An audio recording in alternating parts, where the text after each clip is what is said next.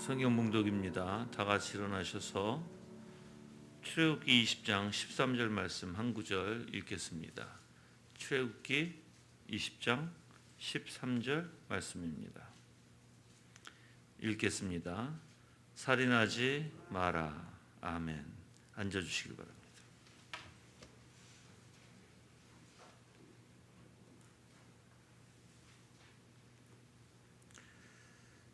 오늘 기독교 강요 2권 8장 39절에서 40절까지 여러분들에게 말씀을 드릴 텐데, 이 8장 39절과 40절에는요 십계명 중에 여섯째 계명, 즉 살인하지 말라라는 내용입니다.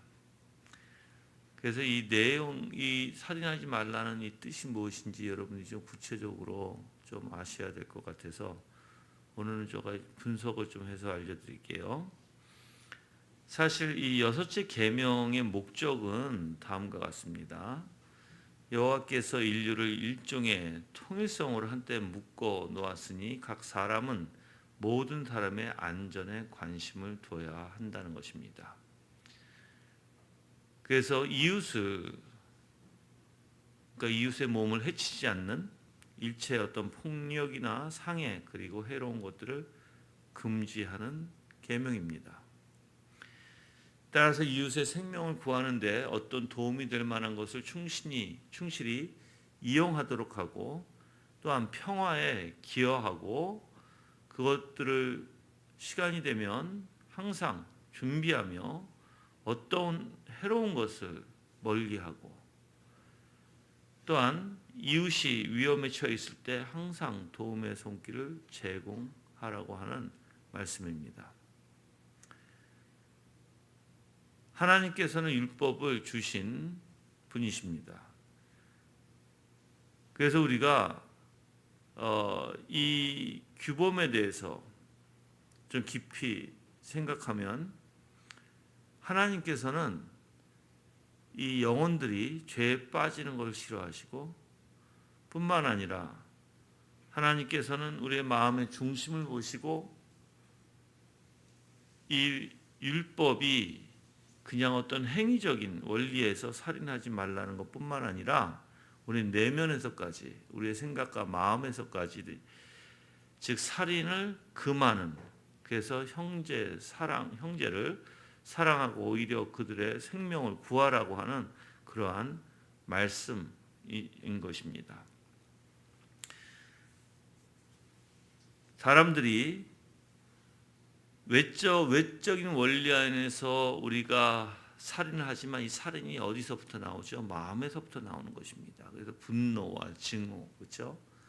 그래서 마음에서 이미 살인을 계획하고 있고요.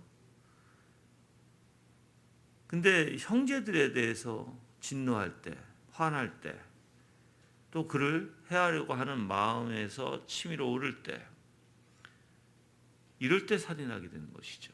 그래서 예수님께서는 그렇게 형제를 미워하는 자도 살인하는 자라고 얘기를 하는 것이거든요. 화냄이 없으면 미워할 일도 없겠죠. 또한 살인할 일도 없을 거예요. 그렇죠? 근데 이상하게 우리 마음속에 미움이 지속적으로 계속 일어나고 분노에 찬다면 어떻게 할까요? 정말 그 사람을 죽이고 싶은 생각들도 들겠죠. 그래서 분노와 증오가 우리의 마음에 있어서는 안 된다는 것입니다. 그 요한일서 3장 15절 말씀에 이런 말씀이 있어요. 그 형제를 미워하는 자는 살인하는 자니라고 얘기해요. 또한 예수님께서도 이런 말씀하셨어요. 마태복음 5장 22절에 형제에게 노하는 자마다 심판을 받게 되고, 형제에 대하여 나가라 하는 자는 공회에 잡히게 되고, 미련한 놈이라 하는 자는 지옥불에 들어가리라. 그렇게 말씀하셨어요. 즉 형제를 무시하는 자, 형제를 미워하는 자, 그런 자는 하나님께서 살인죄에 해당된다는 것입니다. 그 인간을 무시하는 것조차도 살인죄예요, 여러분들. 인간을 무시하는 것도. 그래서 이 6계명은 궁극적으로 그 사람의 가치를 중요하게 생각하라는 명령이고요. 만약에 사람을 무시한다면 그것은 곧 살인이다라고 명하는 것입니다.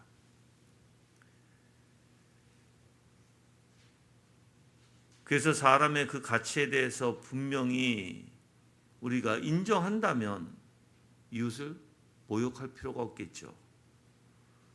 이웃에 대해서 화를 품지 말아야 되겠죠. 근데 반대로 이웃에 대해서 모욕하거나 이웃에 대해서 화를 품는 것은 살인에 해당된다는 것입니다. 그래서 마음으로 분을 품고 멸시하고 모욕하는 것은 살인이나 다를 바가 없다라는 것이에요. 그래서 저는 여러분들이 한번 이렇게 생각했으면 좋겠어요. 우리의 마음에 물론 성경에서는 분을 내도 해질 때까지, 그렇죠? 그래서 여러분들에게 사실 물론 우리가 잠시 분을 낼 수는 있을 거예요. 잠시. 그렇지만 그걸 마음에 두지는 말으라는 것이거든요. 어떠한 분노 징후는 마음에 두는 것입니다. 마음에서 계속해서 그 생각 속에 사로잡히고 그런 감정에 사로잡혀서 이렇게 분노와 증오심이 일어나는 것은 여러 가지의 원리에 있겠지만, 근데 그 마음을 보면 무엇인가 매우 싫어하는 것에부터 나오는 거예요. 무엇인가 매우 싫어하는 것부터. 예를 들어서 누가 나를 창피를 줬다든지, 누가 나를 무시했다든지, 아니면 누군가가 나를 대우를 잘못했다든지 등등, 나에게 어떠한 잘못을 저질렀을 때, 아니면 내가 억울할 때 등등 그러한 마음들이 생기죠. 근데 그런 것조차 다 소용이 없는 짓이라는 것이에요. 그런 것조차 오직 다 하나님 앞에 맡겨야 되고, 하나님 앞에 맡기면서 어떻게 해요? 오직 하나님만 바라면 되는 것입니다. 그런 게 다 소용이 없는데 우리가 이런 마음을 가지고 있으면 하나님은 너는 벌써 마음에서 살인하는 자다라는 거예요. 또한 어떤 사람이 갖고 있는 존재의 의미와 가치와 권리를 무시하는 것, 그래서 사람의 생명에 대해서 정당한 평가를 하지 못하는 것 또한 살인입니다. 자, 그럼 왜 이렇게 하나님께서, 물론 우리가 그 사람을 정말 내 손으로 죽이는 것도 살인이지만 우리가 그 사람을 미워하고 분노하고 증오하는 이유도 왜 살인일까요? 왜 하나님이 그걸 살인이라고 표현할까요? 바로 우리가 하나님의 형상을 닮은 자들이기 때문이에요. 그래서 우리 형상을, 하나님의 형상을 따라 창조된 사람에 대해서 모욕하는 것은 바로 살인이다라는 거예요. 하나님의 형상대로 하나님이 우리를 지으셨어요. 만드셨어요. 근데 그 하나님의 형상을 증오하고 미워한다? 그 사람에 대해서 그 자체가 이미 하나님 보시기에는 살인이라는 거예요. 그래서 어떤 총이나 칼이나 이러한 흉기로만 살인하는 것이 아니라 말과 혀로, 그리고 마음으로 살인할 수 있는 것입니다. 하이델베르그의 105문에 보면 이렇게 나와 있어요. 제6계명에서 하나님께 원하시는 것은 무엇입니까? 답은 내 이웃의 명예를 훼손하거나 그를 미워하거나 해치거나 죽이지 않기를 원하십니다. 나는 생이나 말이나 몸짓으로 무엇보다 행동으로 그리해서는 안 되고 다른 사람을 시켜서 해도 안 되고 오히려 모든 복수심을 버려야 합니다. 더 나아가 자기 자신을 해쳐서 안 되고 부주의하게 위험에 빠뜨려서도 안 됩니다. 그러므로 살인을 막기 위해서 국가는 또한 칼을 가지고 있습니다. 이렇게 얘기해요. 그리고 106문에는 이 계명은 살인에 대해서만 이야기합니까? 아닙니다. 하나님께서 살인을 금하심으로써 살인의 뿌리가 되는 시기, 증오, 분노, 복수심 등을 미워하시며 이 모든 것들을 살인으로 여기신다고 가르치십니다. 그리고 107문에는 앞에서 말한 방식으로 우리의 이웃을 죽이지 않으면 그것으로 이 계명을 다 지킨 것입니까? 답은 아닙니다. 하나님께서는 시기와 증오와 분노를 정죄하심으로써 우리가 우리 이웃을 자기 자신처럼 사랑하여 인내와 화평과 온유와 절제와 친절을 보이고 우리가 할 수 있는 한 그들을 해악으로부터 보호하며 심지어 원수에게도 선을 행하라고 하셨습니다.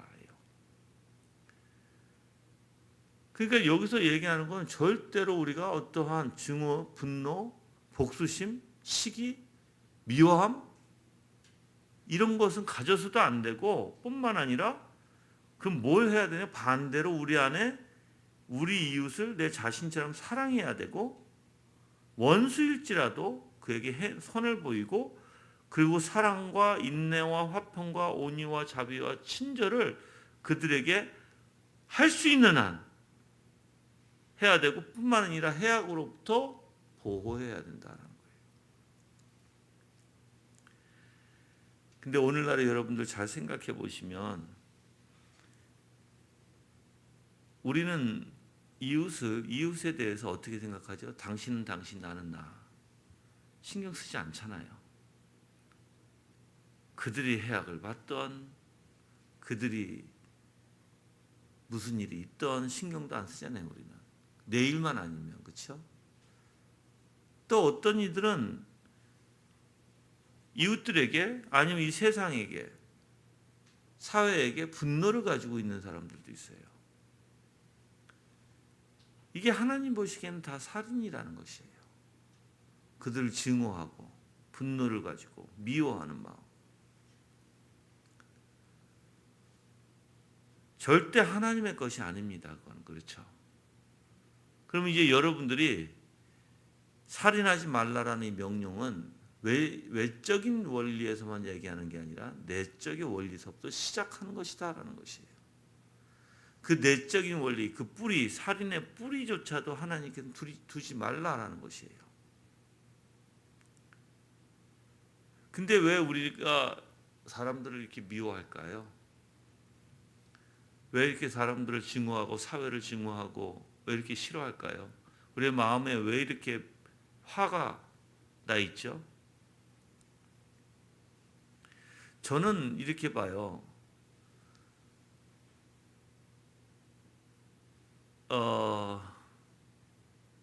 화를 삭히지 못하는 사람들, 남을 미워하는 사람들, 자기 주장이 굉장히 강한 사람들이라고 생각해요. 자기 주장이. 자기 주장에, 자기 생각에, 자기의 중심이 너무 강해서 우리가 다른 사람한테 피해 준 건 생각하지 않고 자기가 다른 사람으로부터 피해 받은 것만 생각해요. 그리고 뭐든지 자기의 뜻대로 되어져야 된다는 거예요. 뭐든지. 자기의 뜻대로 되어지지 않으면 형편없이 생각한다는 거예요. 상대방을. 그러니까 무시해버리는 거죠. 아까 무시도 뭐라고 그랬어요? 살인이다 그랬어요. 살인이다.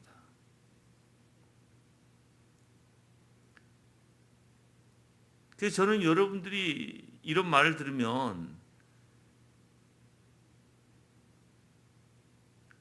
살인죄가 이게 가벼운 죄가 아니에요, 여러분들.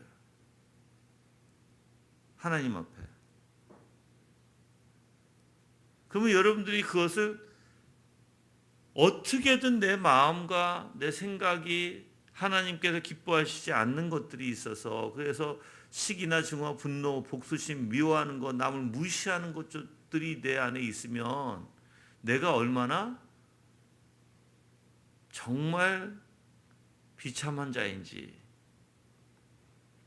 돌이켜 보셔야 된다. 무슨 뜻이냐면 거기에 왜 사로잡히냐는 거예요.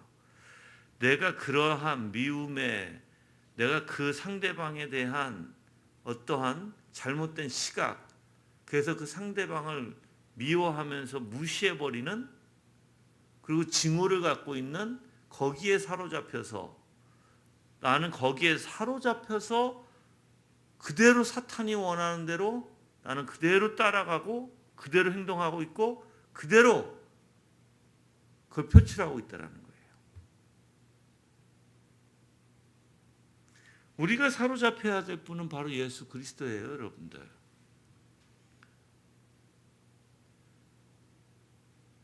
근데 이렇게 사로잡혀서 살아가면서도 여러분들 남한테 조종당하면서 사는 게 좋아요? 싫잖아. 여러분들 생각해 보면 아주 끔찍하잖아요. 남한테 조종을 당하면서 살아가는 거. 근데 지금 여러분들이 어떻게 보면 만약에 내가 그러한 시기와 질투와 증오와 미움이 있고 또 남을 무시하는 게 있고 거기에 사로잡혀서 그렇게 살아간다면 여러분들은 사탄으로부터 조종당하는 것이고 죄로부터 조종당하는 것이고 사로잡혀서. 근데 우리는 그게 당연하다고 그걸 말을 하고 다녀요. 그걸 당연하다고. 그 누구부터 항상 얘기해요, 그런 사람들은. 상대방이 어때서, 누가 뭐라고 해서, 아니 누가 어때서. 그리고 자기의 생각 속에 갇히고 자기의 판단에 갇히고 그리고 자기가 다른 사람이 자기한테 잘못한 것만 생각하고 거기에 사로잡혀. 내가 볼 땐 불쌍한 사람 같아. 솔직히. 내가 볼 때는 여러분들 이런 것 같아요. 그냥 유리 안에 그 사람이 온통 그 사람으로 채워져서 유리 속에서, 그리고 자기가 뭐 하는지도 모르고 자기가 뭐에 사로잡히는지도 모르고 자기 혼자 막 분도 내고 증오도 하고 무시도 하고 그렇게 사로잡힌 사람? 그러면서 다른 사람들만 탓하고 있는 사람? 어떻게 보면 한심하기도 하죠. 한번 여러분들이 생각해 보세요. 그런 사람을 내가 삼자 입장에서 가만히 쳐다보고 있으면 어떨까? 그게 얼마나 한심하고 얼마나 초라한 모습이고 얼마나 자기 자신이 비참하고 부끄럽고 수치스러운지.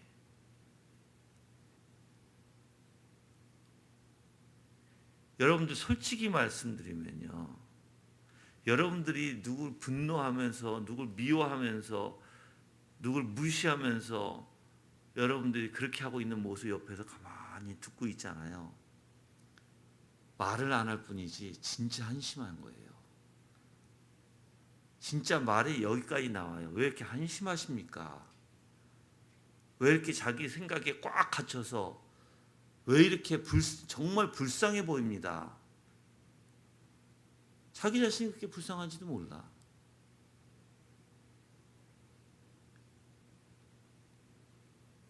그 사람들은 다 남 탓만 하고 앉아있고 자기는 잘난 듯이. 생각해 보시라고요.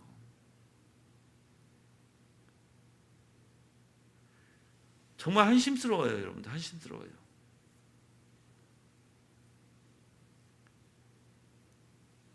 얼마만큼 자기가 거기에 사로잡혀서 있는지조차도 깨닫지 못하는 사람들.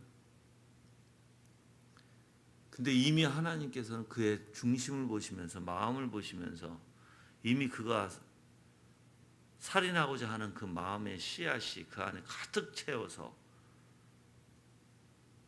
여러분들 미워하는 사람 보면 어때요? 아유, 저 인간 저거 한심도 하고. 이제 내가 한번 얘기해 볼게요. 여러분들 이런 게 있나 한번 보세요. 내가 미워하는 사람을 보면 얼굴만 봐도 미움이 나와. 그냥 막 얼굴만 보면 봐도 미움 나오고 다 내 생각에 빠져서 저 사람이 내 생각대로 내 뜻대로 안 하면 목 속에서 울분이 일어나고 속이 터진다고 하죠. 우리가 보통 속 터진다. 그러니까 보고 싶지도 않게 되고, 보게 되면 아예 차라리 내가 안 보는 게 낫다고 내가 피해버리고, 그게 얼마나 부끄러운 일이에요, 여러분들. 상대방보다 그 사람의 행동하는 모든 게 하나님 앞에 옳은 것도 아니고 얼마나 수치스럽고 부끄러운 일임에도 불구하고 그걸 깨닫지 못하는. 그래서 하나님은 왜 우리를 여러분들 사회라는 또는 우리 교회 안에 공동체라는 원리에서 사람과 사람의 관계에서 살게 하셨죠? 잘 생각해 보세요. 저는 여러분들이 난 사회성이 좋아요, 어떤 자기가 좋아하는 부류의 사람들과 만날 때 그렇게 생각하지 마세요, 여러분들. 아무리 뭐가 난 사람일지라도 그 사람을 만나면 그 사람이 여러분을 통해서 부드러워져야 되는 거예요. 그게 사회성이 좋은 거예요. 상대방이 아무리 잘 못하고 있을지라도, 그래서 아무리 까칠한 사람일지라도, 아무리 괴팍한 사람일지라도 여러분을 만나면 순한 양이 돼야 되는 거예요. 사회성 안에서 하나님이 우리에게 그런 직책을 주셨고 그렇게 하기를 원하세요. 근데 우리는 오히려 내가 까칠거리고, 내가 좋아하는 사람 만날 때는 잘 어울리지만 그렇게 까칠거리는 사람을 만날 때는 어울리지 못하고 오히려 불만족에 가득하고. 여러분들이 그걸 언제 배울까 싶어요, 진짜. 저는 요즘에 그런 거 많이 배우는 것 같아요. 요즘에 얼마 전서부터 하나님께서 그런 거를 나한테 진짜 삶 가운데 한 번 더 경험해봐 하고 저한테 경험시켜 주시는 것 같아요. 그래서 수련원도 지금 여러분들 정말 이 수련원 쪽에 있는 어르신들이 사람들 정말 상대하기 힘들다라는 생각이 들어요, 저 개인적으로. 그런데도 매일 찾아가서, 시간 나면 찾아가서 인사하고, 시간 나면 찾아가서 또 전화드리고, 어디 아프신 데 없냐고 하고, 또 내가 맛있는 거 있으면 같이 나눠서 드리고, 몸 아프시지 마시라고 하고, 그렇게 수시로 하다 보니까 지금은 그분들이 나에 대해서 마음이 많이 열렸다고 동네에 그렇게 소문이 났어요. 그래서 내일 모레 또 가야 돼. 또 가서 또 인사해야 돼. 내가 왜 이렇게 쫓아다닐까요? 그러면서 내가 느낀 게 있어요. 맨 처음에 여러분들 그분이 얼마나 까칠거렸는지 아세요? 얼굴만 보면은 정말 그분들이 화가 잔뜩 나 있는 얼굴들이에요. 근데 내가 왜 그분들한테 그렇게 하면서 같이 마음을 같이 부드럽게 같이 만들죠?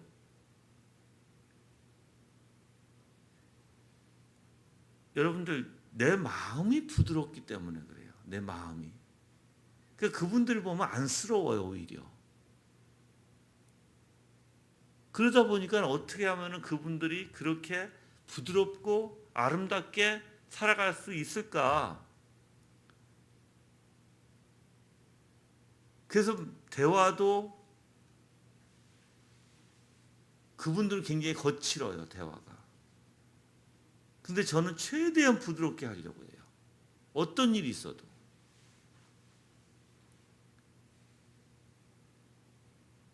여러분들이 마음에서 있는 것이 입으로 나와요. 마음에 있는 것이.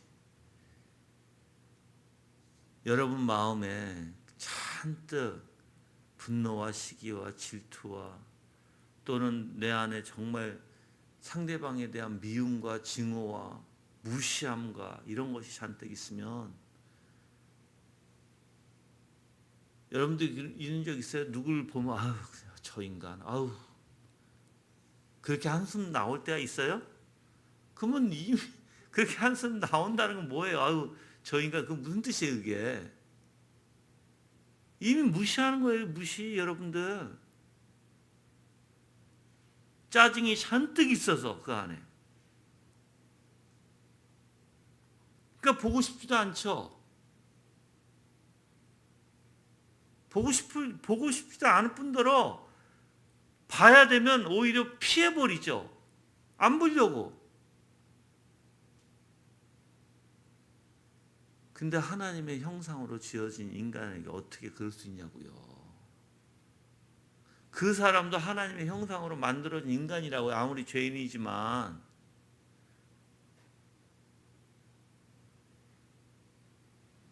그래서 40절에는 이제 이 계명의 근거에 대해서 이야기하는데 칼빈은 이렇게 얘기합니다. 성경은 이 계명이 인간은 하나님의 형상인 동시에 우리의 육이라는 이중적 근거 위에 기초한다고 기록하고 있다 이렇게 얘기해요. 즉 하나님의 형상으로 만들어졌고 또 뭐로요? 우리의 육이라는 것으로 만들어졌다. 그러니까 두 가지 원리가 있다는 거예요. 여기에는. 자, 그래서 따라서 우리가 하나님의 형상을 범하려 하지 않는다면 우리는 이웃을 신성히 여겨야 한다라고 칼빈은 얘기합니다. 즉 하나님의 형상을 범하지 않으려면 두 가지 원리예요. 여기서도 내 안에 하나님의 형상이 있죠. 상대방에도 하나님의 형상으로 하나님이 만드셨죠. 그러면 어떻게 해요? 내 안에 하나님 형상을 지켜야 되는 첫 번째 원리가 있죠. 또한 내가 그 하나님 형상을 미워하는 자가 되지 말아야 된다는 것이에요. 범하지 말아야 된다는 거예요.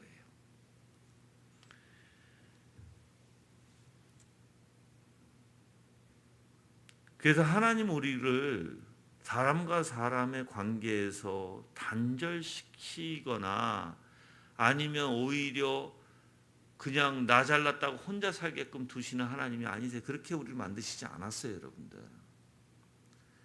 그래서 성경에서는 내 몸같이 이웃을 사랑하라고 표현하신 거예요. 그게 그렇게 처음부터 하나님께서는 우리를 그렇게 만드신 거예요, 인간들을. 특히 하나님께서는 창조한 것들 중에 누구에게 제일 관심이 많을까요? 제일 우리 인간들에게 제일 관심이 많죠. 왜? 하나님의 형상으로 만들었으니까. 그래서 창세기 9장 6절에는 이렇게 말씀하고 있어요. 다른 사람의 피를 흘리면 그 사람의 피도 흘릴 것이니 이는 사람이 자기 형상대로 하나님이 자기 형상대로 사람을 지으셨습니다. 그래서 하나님의 형상을 어떻게 해요? 절대 해치지 못하게 하는 거예요. 하나님이. 절대로. 그거를 미워해서도 안 되는 거예요. 우리는. 그 하나님의 형상을.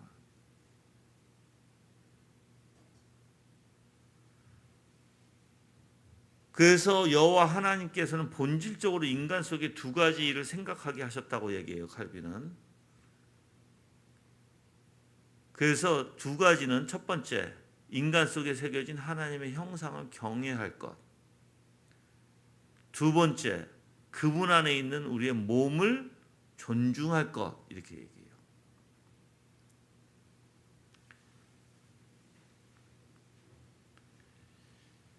그냥 피 흘리는 것을 자제했다고 하는 것만 가지고서 살인죄를 피했다고 말할 수 없다고 칼빈은 얘기합니다.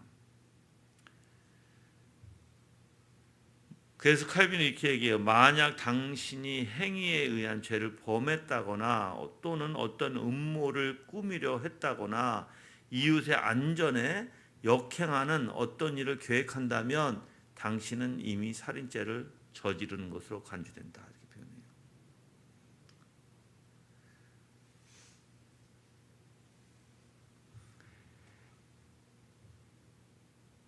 그래서 여러분들은 이웃의 안전을 어떻게 해야 돼요? 최선을 다해서 그 안전을 지켜주려고 해야 되는 게 바로 하나님께서 우리에게 주신 명령이라는 거예요. 만약에 노력을 하지 않는다, 이웃의 안전을 위해서 노력하지 않는다, 그것은 하나님의 율법을 범하고 있는 것이다 라고 말하고 있어요.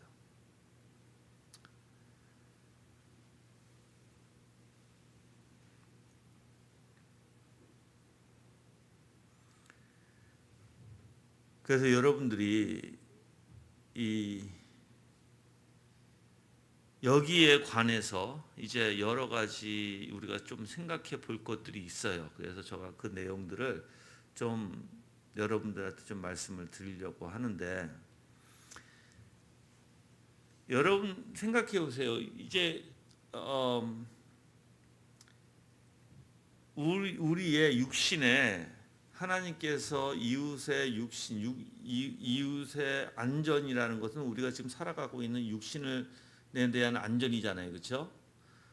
그만큼 하나님이 관심을 보인다면 우리의 영혼은 어떻고요? 하나님께는 그 육신에 대한 안전에 대해서 말씀하셨으면 영혼은 더하겠죠. 그래서 이렇게 칼빈은 얘기해요. 주님께서 보시기에 영혼이 육체보다 훨씬 더 중요하다라고 표현합니다. 훨씬 더.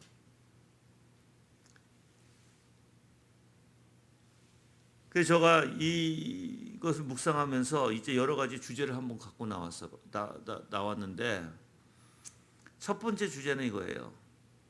지금 이 시대에 지금 낙태에 대한 문제가 있잖아요. 그렇죠? 낙태가 살인인가 살인이 아닌가예요.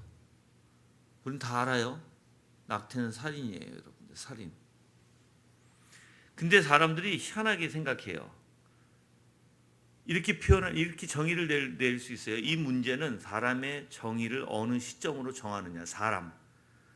이 아이가 뱃속에서 사람으로 인정될 때가 언제냐. 그렇게 표현할 때가 있죠. 그렇죠? 근데 성경에서는 이렇게 표현해요. 시편 139편 13절에 주께서 내 내장을 지으시며 나의 모태에서 나를 만드셨나이다. 즉 모태에서부터 창조의 사람으로 표현하고 있어요. 지금. 그리고 139편 16절에는 내 형질이 이루어지기 전에 주의 눈이 보셨으며 나를 위해 정한 날이 하루도 되기 전에 주의 책에 다 기록되었나이다. 무슨 뜻이에요? 내 모습이, 인간이라는 몸의 모습이 갖추기 전에, 내 형질이 이루어지기 전에 하나님은 이미 뭐 하셨다? 다 나의 모든 것을 주의 책에 다 기록되어 있다.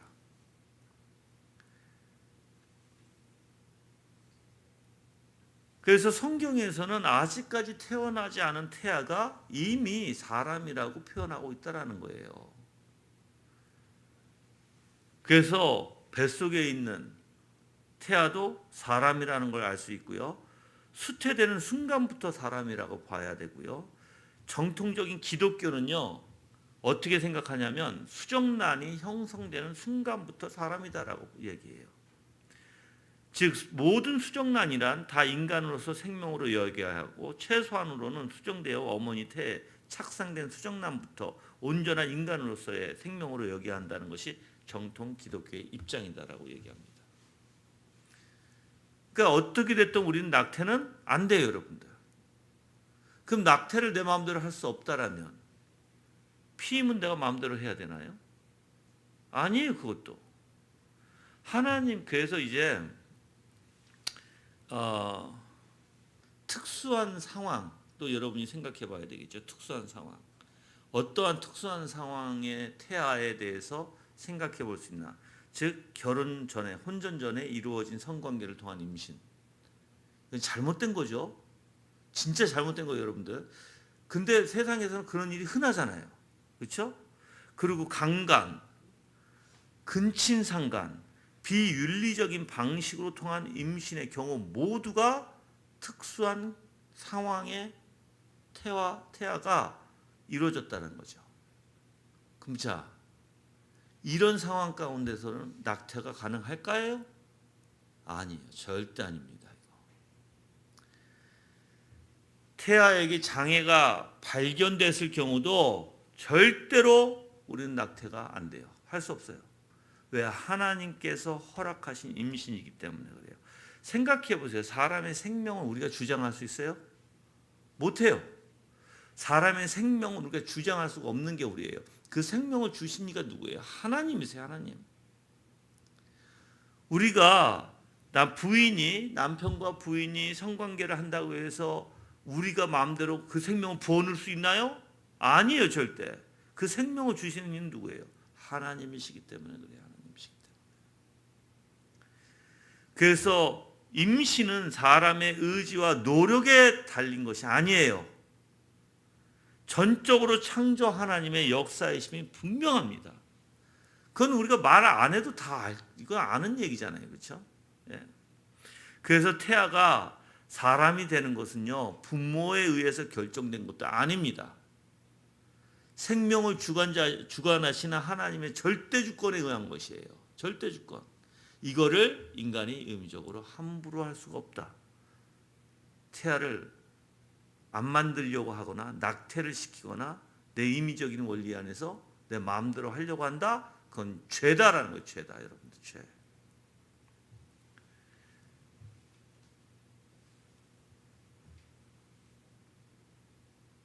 그래서 아무리 내가 비윤리적인 상황에서 임신을 했을지라도, 즉 뭐 예를 들어서 강간을 당했는데 그것도 뭐 임신을 했어. 그것도 하나님의 섭리의 하나님의 주권이다, 여러분들. 한번 생각해 보세요. 우리가 만약에 부부끼리 수많은 성적 관계가 있죠. 근데 수많은 성적 관계마다 우리가 원하는 대로 아기를 낳으면 어떻게 돼요? 큰일 나죠, 큰일 나. 그래서 하나님은 다 생명이 정말 이 아기가 사람이 즉 생명이 탄생하는 것은 하나님의 주권이지 인간에게 달려있지 않다라는 거예요. 절대로. 그래서 심지어 강간이나 근친상간에 의한 임신이라 할지라도 낙태해서는 안 된다라는 것입니다. 모든 생명은요, 하나님의 섭리 가운데 생겨난 것이고 사람의 가치는 그 어떤 방식으로 잉태되었느냐에 달린 것이 아니에요. 그리고 또한 외부적인 환경이 그 사람의 가치를 결정하는 것도 아니에요. 오직 그 가치는요, 하나님의 형상으로 지음받았다는 사실 자체가 그 가치가 있는 것입니다. 그래서 우리가 다른 피조물들하고 달라요, 여러분들.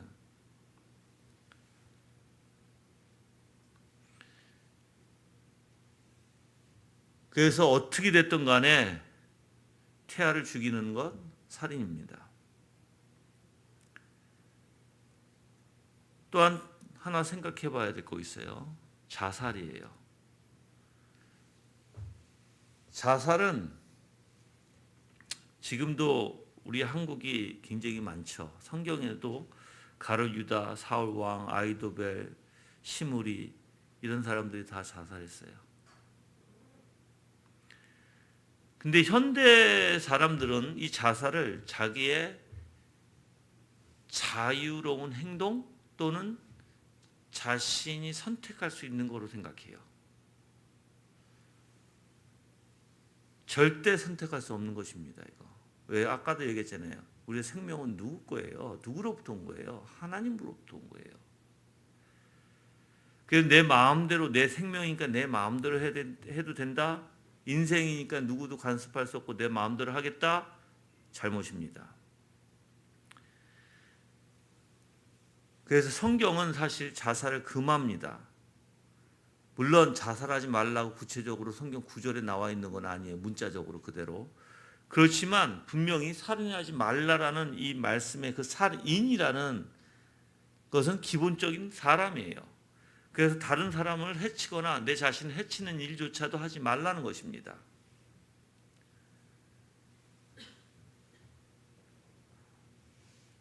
이미 살인하지 말라는 명령이 타살과 자살을 모두 금하고 있는 말씀이기 때문에 그래요. 여러분들, 자살과 타살, 하나님이 주신 생명을 누가 뺏는 거예요? 자기 스스로 뺏는 거예요. 아니면 다른 사람이 뺐던지. 그래서 하나님이 그거 못하게 하시는 거예요. 아까도 얘기했죠. 하나님의 형상으로 만들어진 인간이에요.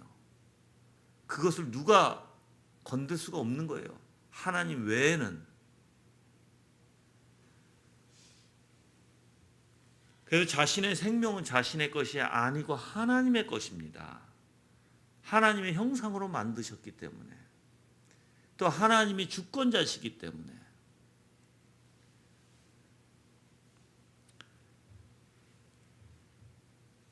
우리는 그래서 생명을 받았으면 청지기인 삶을 살아야 돼요. 우리가 자의적으로 처리할 수 있는 어떤 권리를 가진 주권자들이 아닙니다, 여러분들. 절대로. 또한 자살은 하나님의 은혜와 그리스도 안에 있는 소망을 거부하는 일이기 때문에 죄가 되는 것입니다. 그래서 아까도 읽었듯이 하이델베르그 오문에 보면 이제 6계명이 하나님께서 원하시는 게 무엇입니까? 근데 다시 읽어드릴게요. 내 이웃의 명예를 훼손하거나 그들을 미워하거나 해치거나 죽이지 않기를 원하십니다. 난 생각이나 말이나 몸짓으로 무엇보다도 행동으로 그렇게 해서는 안 되고, 다른 사람을 시켜서도 안 되고, 오히려 모든 복수심을 버려야 하고, 더 나아가 자기 자신을 해쳐서도 안 되고, 부주의하게 위험에 빠뜨려서도 안 됩니다. 그러므로 살인을 막기 위해서 국가는 또한 칼을 가지고 있습니다. 이렇게 얘기해요.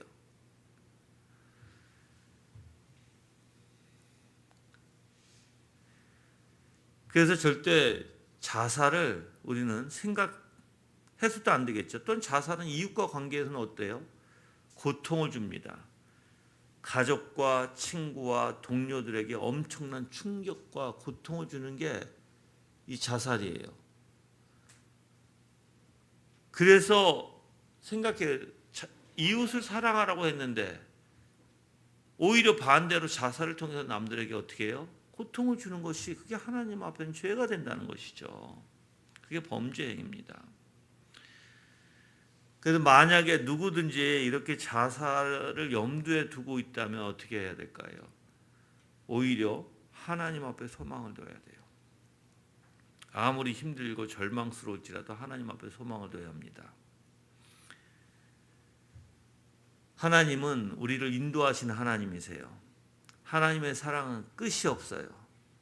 지금 무의미하고 절망적인 것처럼 보일지라도 하나님께 그 마음을 둔다면 분명히 우리는 소망이 생길 것이고, 하나님께서 우리의 삶을 인도해 주실 것이고, 분명히 하나님께서 우리의 생각과 마음을 주장해 주실 줄 믿습니다.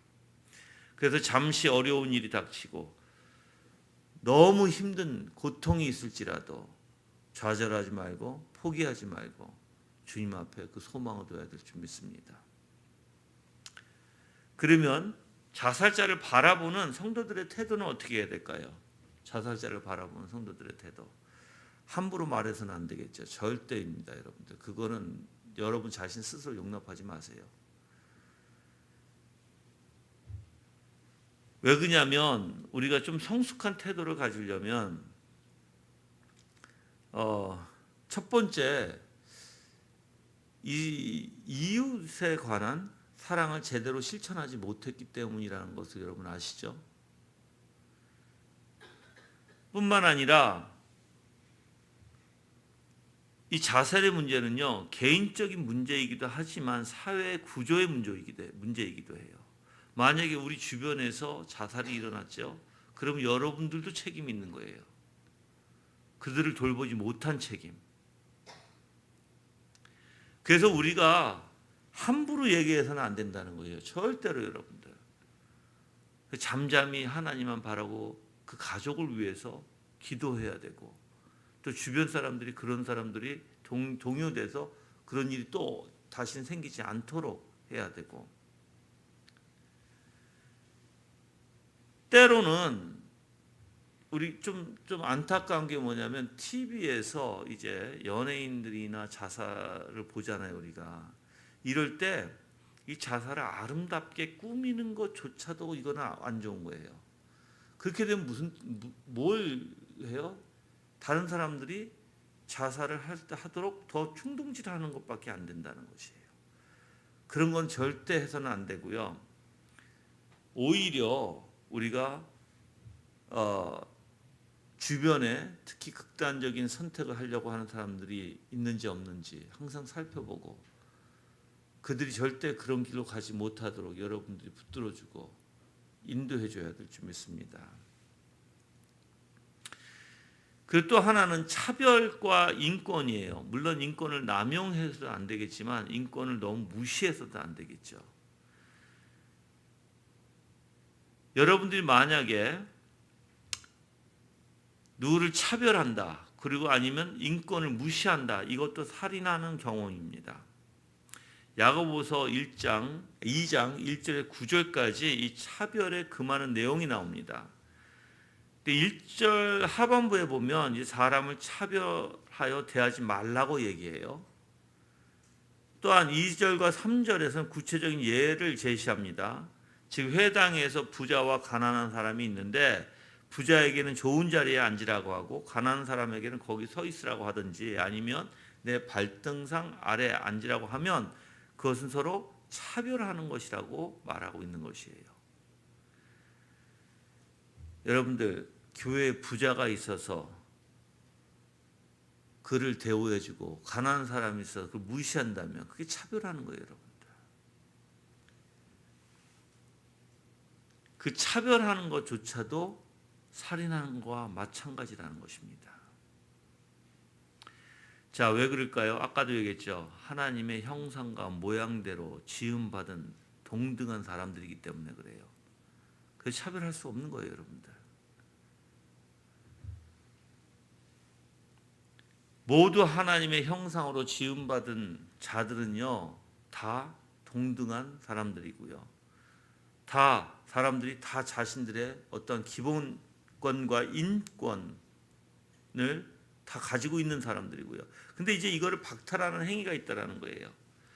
즉, 예를 들어서 작업 환경이 너무 허술하든지 안전을 무시하든지 또 위험에 빠진 자들을 방치하든지 이런 것들이 인권에 어떻게 보면 정당한 인식을 갖지 못한 것이다라는 것이죠. 이것 또한 육계명을 어기는, 즉 살인하는 것입니다. 자, 그럼 조금 더 깊이 생각해서 여러분들 영혼 구원에 소홀히 하죠? 그것도 살인과 똑같아요. 여러분도 아까 얘기했죠. 육보다 뭐가 더 하나님께서는 더 위대하다고 생각해요? 영혼이에요. 영혼. 육은 썩어서 없어져요. 근데 영혼은 하나님께서 어떻게 해요? 분명히 영혼이 하나님으로부터 나온 거기 때문에 영혼에 대해서 하나님 굉장히 중요하게 생각하신다 그랬죠. 근데 내가 만약에 어떤 사람의 그 영혼을 내가 영혼에 대해서 구원하려고 하지 않는다면 어떻게 될까요? 그것도 살인이라는 것이에요. 그래서 야고보서 5장 19절에서 20절은 이렇게 얘기해요. 내 형제들아, 너희 중에 미혹되어 진리를 떠난 자를 누가 돌아서게 하면 너희가 알 것은 죄인을 미혹된 길에서 돌아서게 하는 자가 그 영혼을 사망에서 구원할 것이며 허다한 죄를 덮을 것임이라 얘기해요. 즉 진리를 떠난 자, 미혹된 길에 서 있는 자들을 진리로 돌이킨다면, 미혹된 길에서 돌아서게 하지 않는다면 반대로 사망에 그냥 내버려 둔다면 너는 살인 방조죄에 해당하는 거야 라고 얘기하는 거예요. 여러분들. 그래서 죽어가는 영혼을 가만히 두고 무관심을 갖는 것, 그건 살인 방조죄가 될 수 있다는 것이에요. 그리고 이제 오늘날의 반려묘 또는 견, 문제가 심각하죠. 이것도 문제가 심각한 거예요. 이것도 왜 갑자기 내가 얘기할까 이거를. 즉 지나친 동물 사랑, 이것도 문제예요. 사람이 아닌 존재를 사람과 동등한 수준으로 존엄하게 여기는 것은 육계명을 어기는 일이다라고 얘기해요. 여러분들, 사람은 하나님의 형상으로 지어진 자들이에요. 그런데 동물을 그렇게 사람의 형상의 위치까지, 그 가치까지 끌어올려서 동등하게 여겨요? 이거는 죄예요, 여러분들. 미생물이나 무생물 혹은 동물이나 식물에 인격을 부여하는 것도 육계명에 어기는 일이고요. 애완동물을 키우면서 그 동물을 자신의 자녀처럼 여기는 것, 그래서 동물의 인격을 부여하는 것, 이것도 죄다라는 거, 율계명을 어기는 것이다. 그 이유는 사람만이 유일하게 하나님의 형상과 모양을 따라 창조된 존재이기 때문이고, 그래서 성경에는 각기 종류대로 혹은 그 종류대로 창조된 동식물에 대해서 사람과 동등하게 여기지를 않아요. 근데 같이 여겨버리면 어떻게 돼요? 사람을 그렇게 떨어뜨리는 것이다. 그 가치를, 그 위대하신 하나님의 형상으로 만든 그 가치를 떨어뜨린다는 것이에요. 그래서 여러분들, 동물은 동물, 식물은 식물로 여겨야 되지, 그 동물을 희한하게 반려견으로 해서 꼭 자식같이, 꼭 사람의 대우같이 하려고 하면 안 되는 거예요. 그 동물의 생명도 마찬가지예요. 동물의 생명을 사람의 생명처럼 여기는 것도 바람직하지 않아요. 성경에서는 절대로 그렇게 나와 있지 않죠. 절대로. 사람 외의 생명에 대해서는 사람의 생명의 수준으로 가치를 높게 평가하는 것은 제6계명을 범하는 것이다. 그러니까 사람 이외의 생명에 대해서 사람의 생명 수준으로 가치를 높게 올리는 것, 그건 절대 잘못된 것이다. 근데 우리가 이러한 일들이 다 6계명에 속하는 거예요, 여러분들. 마음 내면에서부터 우리가 사소한 일까지 다 따져보면. 그래서 여러분들 굉장히 조심하셔야 돼요. 이 10계명이요, 그걸 구체적으로 생각하면 아주 사소한 일까지 사실 다 우리에게 지적하고 있는 부분들이에요. 근데 이 6계명을 누가 완벽하게 지키셨어요? 예수님이 지키셨어요. 그래서 내가 알려드릴게요. 이 6계명에 여러분들, 죽어가는 자를 살리시는 분이 누구예요? 예수님이세요. 차별하지 않으신 분이 누구세요? 예수님이세요. 사형 제도를 인정하셨죠. 그 사형도 우리가 어떻게 해요? 사형도 사실 성경에서는 사형에 대해서 긍정적으로 생각해요. 평가를 내려요. 뿐만 아니라 자살을 어떻게 해요? 부정적으로 봐요. 안 된다는 것이죠. 근데 예수님은 십자가의 고통, 정말 감당할 수 없는 그 심한 고통을 당하실지라도 자살하지 않으셨어요. 예수님은. 오히려 예수님은 십자가의 죽으심으로 영원 구원을 하셨다는 것이에요. 우리가 예수님을 생각해 볼 때, 예수님은 죽어가는 자들을 살리시고, 예수님은 공생애 가운데 수많은 사람의 병을 고치셨고, 죽음의 문턱에 있던 자들을 살리셨고, 때로는 이미 죽은 자들을 살리시기도 하신 예수님이시라는 것입니다. 그래서 예수님이 어느 계명조차도 어기신 분이 아니라는 거예요. 어느 하나라도 차별하지 않으신 거요. 예수님이 부자였던 삭개오 차별하셨나요? 아니에요. 오히려 그 집에 찾아가셨죠. 거지 나사로 차별하셨나요? 아니에요. 은혜 주셨어요. 또한 세리 마태 집에 어떻게 했어요? 찾아가셔서 같이 음식을 나누셨어요. 어린아이가 왔을 때 어떻게 하셨어요? 차별하셨어요? 아니에요. 막지 말라고. 그들이 그거 오는 것을 나에게 막지 말라 얘기하셨어요.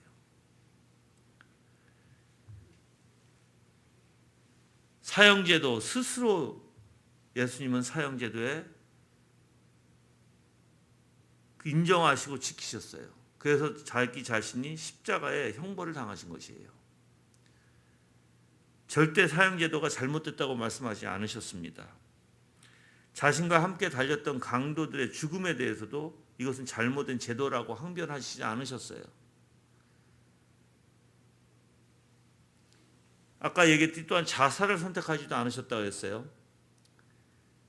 십자가에 달리실 때 엄청난 고통을 받으셨음에도 불구하고 예수님은 그 심한 고통 가운데서도 묵묵히 그 길을 걸어가셨지 자살이나 안락사를 시켜달라고 하지 않으셨다는 거예요.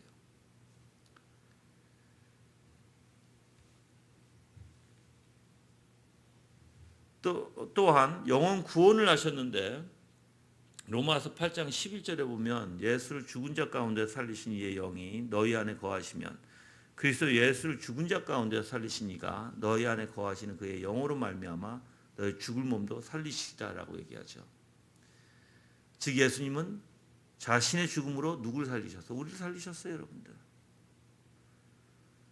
자신이 죽기까지 영혼을 향한 사랑을 보여주셨고 생명을 우리에게 주셨다는 것입니다. 물론 여기에는 정말 놀라운 사건들이 있어요, 여러분들.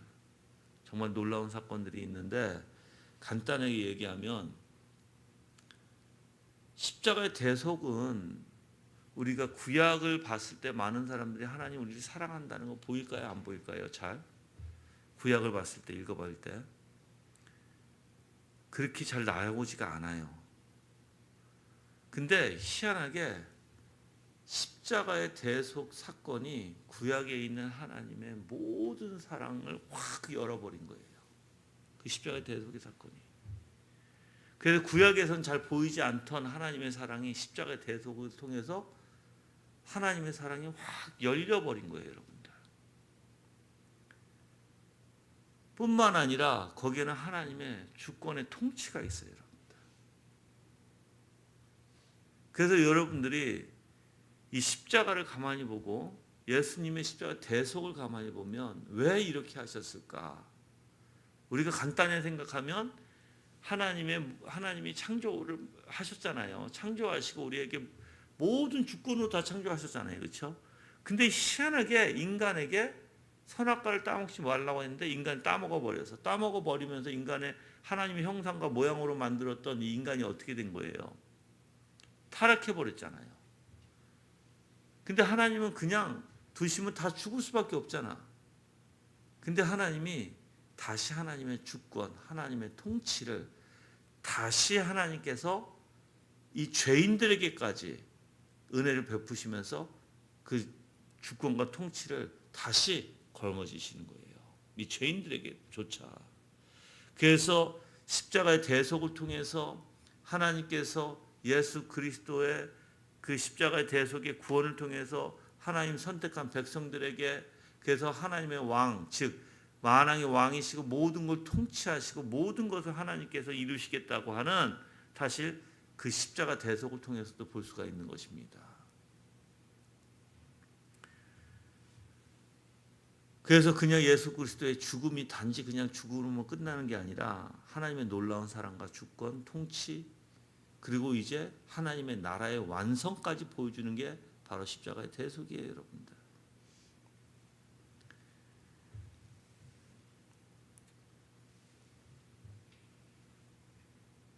그래서 우리가 육계명을 잘 생각해 보면 단순히 살인하지 말라라고 하는 어떤 범죄를 막기 위한 것보다는 즉 사람의 생명을 보존하시고 그 생명에 대한 가치를 하나님께서 분명히 우리 보고 알라고 하시는 것이고 그 가치가 얼마나 위대한지 그리고 그 사람들에게 배려와 사랑이 하나님의 은혜 가운데 담겨 있다는 것을 보여주시는 것이에요. 그래서 하나님의 형상으로 만든 이 인간의 그 가치가 얼마나 소중한지 생명이 얼마나 소중한지를 우리에게 가르쳐 주시는 것이고 그래서 아무리 고통스러운 환경에 있다 할지라도 함부로 그 생명을 우리가 무시하지 말고 또한 소중함을 포기하지 말고 사사로운 복수, 보복, 증오를 통해서 하나님의 형상의 그 가치를 떨어뜨려 놓지 마라라는 것입니다. 그래서 하나님께서는 이런 혼란스러운 이렇게 만약에 한번 보세요. 우리가 만약에 사사로운 보복과 복수 속에서 우리가 살아간다면 이 세상이 어떻게 될까요, 여러분들? 그래서 하나님께서 공적 기관이 집행하는 처벌을 통해서 뭐예요? 이러한 혼란스러운 걸 막으시죠. 우리 보고 하지 말라는 것이에요. 하나님께서는 여러분들 창조 때부터 사회를 형성하게 만드셨어요. 그럼 이제 내가 물어볼게요. 여러분들이 그 사회 속에서 사회의 그 일원으로서 또 교회 공동체 일어났어. 어떻게 해나가야 되죠?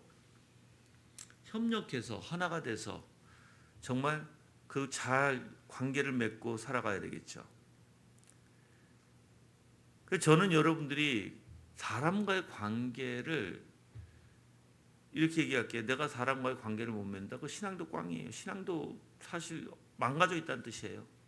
분명히 말씀드리지만 하나님의 은혜가 넘치는 자는요, 어떤 누구하고 만나도 그 사람들과 관계를 유지할 수 있어요. 그 사람들이 떠나가지 않는 한, 난 당신 싫어하고 나 갈래 하고 그 사람이 나를 안 만나면 할 수가 없겠지만, 그렇지 않는 한 어떤 누구하고도 관계가 올바라야 되고, 그래서 하나님의 성품이 내 안에 있다면 상대방을 여러분들 녹일 수 있어요. 여러분들 그 악한 마음. 그래서 우리는 항상 악을 뭐로 이겨요? 선으로 이겨야 하는 원리가 있는 거예요. 근데 오히려 여러분 안에 가득 죄가 가득하고 악한 것이 가득하고 시기와 분노가 가득해서 사람들을 그렇게 미워한다면 하나님을 미워하는 것과 마찬가지예요. 그 가치를 떨어뜨려 놓는 거예요, 여러분들. 그렇게 하지 마세요. 그건 정말 비참한 일이에요. 스스로 비참한 일이에요, 그거는. 네. 오늘 말씀을 통해서 여러분들이 여러분 자신 한번 돌이켜 봤으면 좋겠어요. 내가 하나님의 형상을 가지고 있는 인간들을 어떻게 내가 생각하고 있는가? 그들을 무시하고 있지는 않은가? 그들을 미워하고 있지는 않은가? 그들을 증오하고 있지는 않은가? 한번 보세요. 그러면 얼마나 자기 자신이 사실 얼마나 창피한 일인가, 그게. 그렇게 마음을 가지고 있는 것 자체가 얼마나 창피한 일인가. 네. 오히려 하나님이 여러분을 심판하실 거예요. 그런 마음을 가지고 있는 자들에게 하나님이 너 잘했다라고 하지 않으세요. 절대로. 한번 제가 요거까지 얘기하고 끝낼게요. 내 인생에서 내가 돈이 있고 직업이 있고 건강이 있고 잘 살아나가면서 내가 돈도 많이 벌고요. 내가 좋은 집에서 살고요. 그래서 내가 아주 부귀영화 가운데 누리고 있어요. 근데 내 마음은 썩어 있어.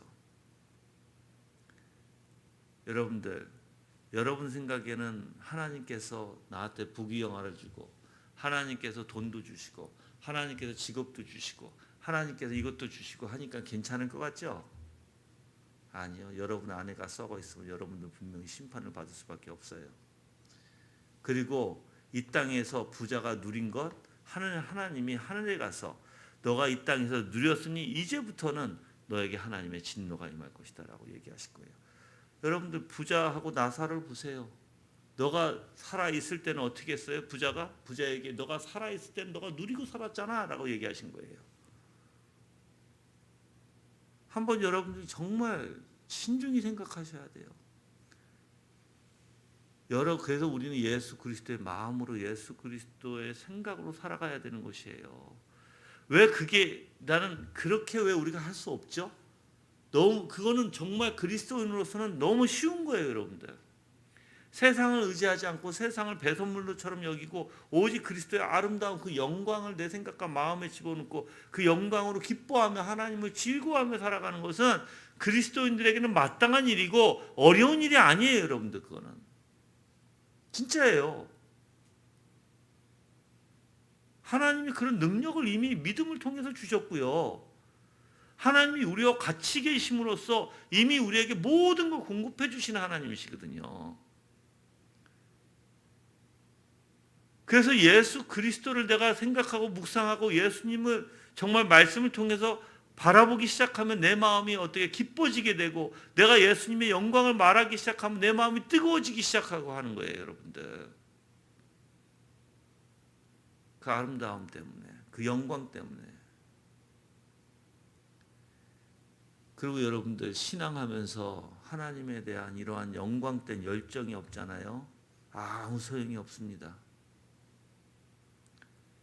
신앙을 하면서 하나님에 대한 그 사랑에 대한 열정, 하나님의 영광에 대한 열정이 없으면 아무 소용이 없다고요. 스테븐 찬옥이 얘기하죠.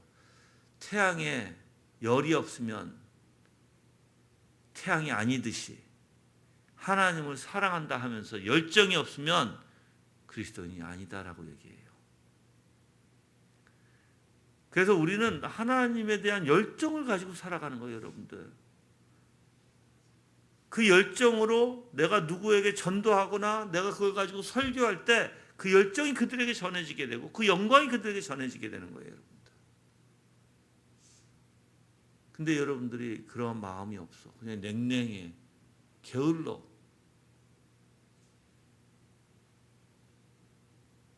정말 하나님께서 여러분들을 토해내지 않으라는 법 있어요? 차갑지도 않고 뜨겁지도 않고 정말 내가 너희를 토해내리라 하시는 그 하나님이 너희를 토해내지 않으라는 법이 있냐고, 여러분들.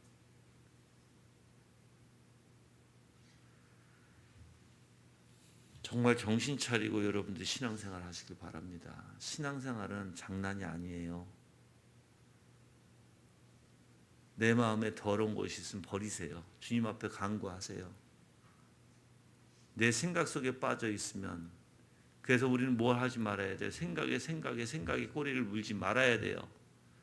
왜 그러냐면 내가 분이 있을지라도, 잠시 분을 낼지라도 그것에 생각에 꼬리를 물면 그게 징후가 되는 거예요. 나중에는 내 마음속에 털어버리셔야 돼요.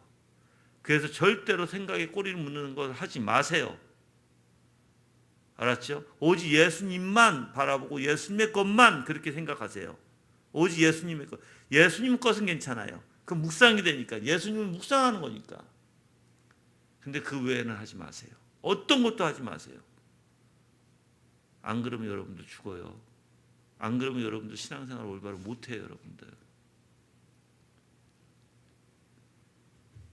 주님 앞에, 그래서 여러분들이 한 발짝 한 발짝 주님 앞에 나가면서 부족한 게 있으면 구하시고, 내가 막 생각해도 되는 것도 아니에요. 주님을 찾으세요. 주님 앞에 겸손히 엎드리세요. 그 솔직한 마음으로, 주님, 내가 주님 잘 모르겠고 내 마음이 지금 주님을 찾지도 못하는 마음인데 저를 도와주세요 하고 구하세요, 여러분들. 솔직한 마음으로. 그 구하기만 해요? 아니죠. 그럼 실행을 해야 될 거 아니야. 내 책임을 다해서. 그래서 어떻게든 내 책임을 다해서 하나님 앞에 말씀 묵상과 기도와 어떻게든 말씀을 가지고 하나님을 보려고 애를 써야 될 거 아니에요. 그게 우리가 해야 할 당연한 의무고 당연한 책임인데. 그리고 선한 일을 해야 되는 건 마땅한 일인데. 그렇잖아요. 그거 한다고 우리는 구원받지 않아요. 그렇지만 마땅한 일이라고요. 그걸 하세요. 아멘. 내 마음에 꺼리는 거 하지 마시고요. 양심에 찔리는 거 하지 마시고요. 하나님의 말씀에 하지 마라 하는 걸 하지 마시고 오히려 하나님 말씀에 하라 하는 것만 하세요. 그러면 돼요, 여러분들. 그런 은혜가 여러분들에게 있기를 주님의 이름으로 기도합니다. 다 같이 합심으로 기도하겠습니다. 우리한테 그러한 은혜를 주셔서 더욱더 주님을 찾고 간구하는 그리스도인이 되게 해달라고 기도하는 시간 갖겠습니다.